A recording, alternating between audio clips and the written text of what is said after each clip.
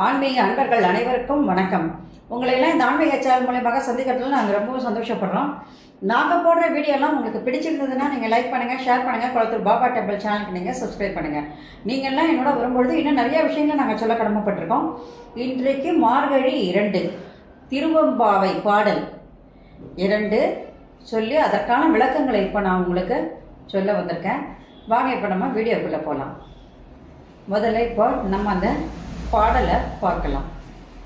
பாசம் பரம் சோதிக்கு என்பாய் ராப்பகல் நாம் பேசும் போது எப்போதும் இப்போதார் அமளிக்கே நேசமும் வைத்தனையோ நேரிழையாய் நேரிழையி சீச்சி இவையும் சிலவோ விளையாடி ஏசும் இடம் மீதோ விண்ணோர்கள் ஏத்துதற்கு கூசும் மலர்பாதம் தந்தருள வந்தருளும் தேசன் சிவலோகன் தில்லை சிற்றம்பலத்துள் ஈசற்கு அன்பார் யாம் ஆரேலோ ரெம்பாவாய். இது பாடல்.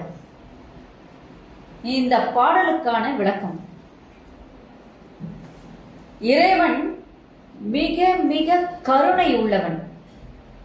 அவன் கருணையை தேவர்கள் முனிவர்கள் தவம் செய்வோருக்கு காட்டுவது இல்லை, மனிதர்களுக்கு மட்டும்தான் காட்டுகிறான் என்பது இப்பாடலுடைய முக்கியத்துவம்.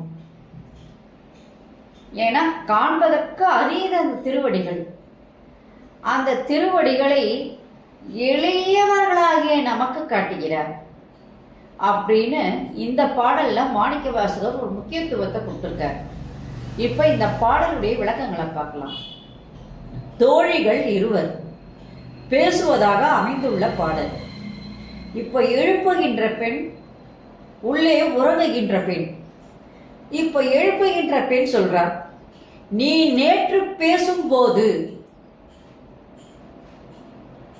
என் அன்பு முழுவதுமே அனைத்துமே கடந்து நிற்கின்ற ஒளி வடிவான என் இறைவனாகிய ஈசன் ஒருவனுக்கே என்று சொன்னாய்.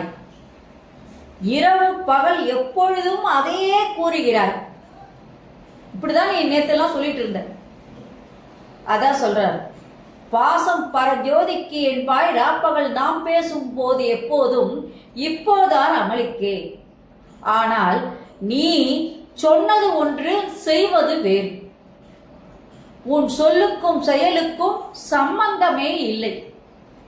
இப்போது தூக்கத்தின் மீது நீ நேசம் கொண்டிருக்கிறாய் அப்படின்னு வெளியில இருக்கிற அந்த எழுப்புகின்ற பெண் சொல்றார். அப்போ உள்ளே இருப்பவள் சொல்றார், அசதியால் நான் சற்று கண் அயர்ந்து விட்டேன்.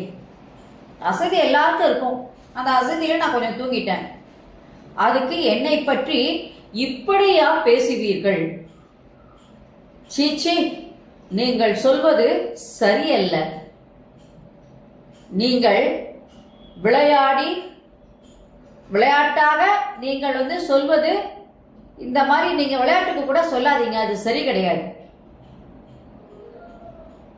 என்னை ஏசும் இடம் இதுவா? நீங்க விளையாட்டாக ஏசுகின்ற இடம் இதுவா என்று கூறுகிறாள். அதான் சொல்றார், சீச்சி இவையும் சிலவோ விளையாடி ஏசும் இடம் இதோ அப்படின்னு கேட்கிறார். அப்ப எழுப்புவர் சொல்றாங்க, இறைவனின் பாதங்கள் திருமாலும் பிரம்மனும் அறிய முடியாத ஒன்று. ஏன் தேவர்களும் முனிவர்களும் கூட அறிய முடியாது. சிவபெருமானுடைய அடிகள் அப்படிப்பட்ட புனிதமான அடிகள். அத்தகைய சிவபெருமான் தில்லை சிற்றம்பலத்துள், தேசிகனாகிய அந்த சிவபெருமான் தில்லை சிற்றம்பலத்துள் எழுந்தருளுகின்ற அவன் திருவடிகளை வணங்குவதற்கு நீங்கள் அனைவருமே வாருங்கள். ஏன்னா பிரம்மாவால பார்க்க முடியல, திருமாலால பார்க்க முடியல, முனிவர்களால பார்க்க முடியல, அதே நேரத்தில் தேவர்களாலே அது பார்க்க முடியல. அது காண்பதற்கு அரியது. ஆனா திருவடிகள் இப்போ தில்லை சிற்றம்பலத்தில் எழுந்தருளுகின்ற அவன் திருவடிகளை காண்பதற்கு எப்பொழுது நீங்கள் வாருங்கள் என்று கூறுகின்றார். நோய் இருக்க ஒரு குழந்தைக்கு அப்படின்னு சொன்னா அந்த தாய் என்ன பண்ணுவானா, அந்த தாய்க்கு வந்து ஒரு 4-5 குழந்தைங்க இருக்காங்க. ஒரு குழந்தை வந்து ரொம்ப நோய் நொடியோடு இருக்குது அப்படின்னு சொன்னால் அந்த தாயினுடைய பாசம் சற்று அதிகமாக அந்த நோய் நொடி இருக்கிற குழந்தை மேலே இருக்கும். அதனால அதிகமாக கவனம் செலுத்தி அந்த குழந்தைய நல்லா கேர் பண்ணி அந்த குழந்தைய பார்த்துப்பாங்க. ஏன்னா அந்த குழந்தை க்யூர் ஆகணுமேன்றதுக்காக. அதே மாதிரி தான் இறைவன் வந்து தேவர்களுக்கும் முனிவர்களுக்கும் அதே நேரத்தில் வந்து திருமால் பிரம்மன் யாராலையும் பார்க்க முடியாத அந்த திருவடிகளை நமக்கு காட்டுறார். அப்படின்னா நம்ம மேலே ஒரு தனி பிரியம் இருக்கு. அவருக்கு மானிட பிறவிக்கு மேலே சிவபெருமானுக்கு இருக்கின்ற கருணையால் தான் அந்த திருவடிகளை அவர் தில்லை சிற்றம்பலத்தை காட்டுவதற்கு தயாராக இருக்கிறார் அப்படின்னு இந்த பாடல் அழகாக ரொம்பவும் தெளிவாக நமக்கு வந்து இவர் சொல்றார். இதுல முக்கியமா என்னன்னா, வாசல் வரை இறைவன் வருகின்றார். அந்த தில்லை சிற்றம்பலத்திலே இருக்கின்ற அந்த சிவபெருமான் வாசல் வரை வருகின்றார். அவரை வழிபட பெண்களாகி நீங்களெல்லாம் எழுந்து வாருங்கள் என்று அனைவரையும் கூப்பிடுவதாக இந்த பாடல் அமைந்துள்ளது.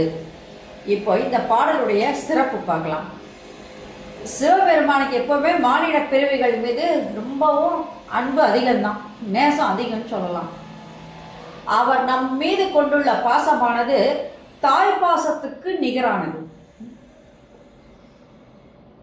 திருமாலும் பிரம்மனும் தேவர்களும் முனிவர்களும் காண முடியாத அந்த காட்சியை, அந்த பொற்பாதத்தை இந்த பூ உலகில் மக்களுக்காக அருள் புரிய வருகிறார். அவரை தொழுது வணங்க அனைவரும் உடனே வாருங்கள் என்று மாணிக்கவாசகர் பெருமாள் இப்பாடலிலே பாடியுள்ளார். இது 2 பெண்கள் பாடுகின்ற உரையாடலாக அமைந்துள்ளது. அந்த எழுப்புகின்ற பெண் சொல்றார், நேற்று நீ எங்களோட பேசும் பொழுது ஒளிவடிவான எங்கும் நிறைந்த அனைத்தையும் கடந்து நிற்கின்ற அந்த இறைவனுக்கு என் அன்பு முழுவதும் என்று சொல்லி நீ என்ன பண்ண, நேத்தெல்லாம் அதே தான் சொல்லிட்டு இருந்த, நேற்று வரைக்கும் சொல்லிட்டு இருந்த. அதனால இரவு பகல் பார்க்காது எப்பவுமே அந்த இறைவனை நீ நினைத்து கொண்டிருக்கின்றாய். ஆனால் உன் சொல்லுக்கும் செயலுக்கும் சம்மந்தமே இல்லை. நீ சொல்றது ஒன்று, செய்யறது ஒன்றா இருக்கு. இப்போ நீ என்ன பண்றன்னா அந்த இறைவனை நினைக்காது நீ இப்பொழுது உறங்கிக் கொண்டிருக்கின்றாய். அப்பா அவ சொல்றா, நான் அசதியால கொஞ்சமா நானே உறங்கிட்டேன்.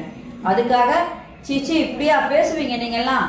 நீங்கள் விளையாட்டாக கூட இந்த மாதிரி ஏசும் இடம் இதுவா? நீங்கள் விளையாட்டா பேசி என்னை வந்து கிண்டல் பண்ற இடம் இதுவா? நான் அப்படிப்பட்டவள் இல்லை என்று கூறுவதாக இப்பாடல் அமைந்துள்ளது. நன்றி, வணக்கம். இந்த வீடியோ உங்களுக்கு பிடிச்சிருந்ததுன்னா நீங்கள் லைக் பண்ணுங்கள், ஷேர் பண்ணுங்கள். கொளத்தூர் பாபா டெம்பிள் சேனலுக்கு நீங்கள் சப்ஸ்கிரைப் பண்ணுங்கள். நீங்கள்லாம் என்னோட வரும்பொழுது நான் இன்னும் நிறைய விஷயங்களை சொல்வேன். நாளைக்கு மார்கழி 3 திருவம்பாவை பாடல் 3 சொல்லி அதற்கான விளக்கங்களை சொல்கிறேன். ஓம் நமச்சிவாய, அரஹர மகாதேவா, சம்போ மகாதேவா. அனைவருக்கும் நலம் உண்டாகட்டும். நன்றி, வணக்கம். Subscribe to my channel and please press the bell icon for more videos.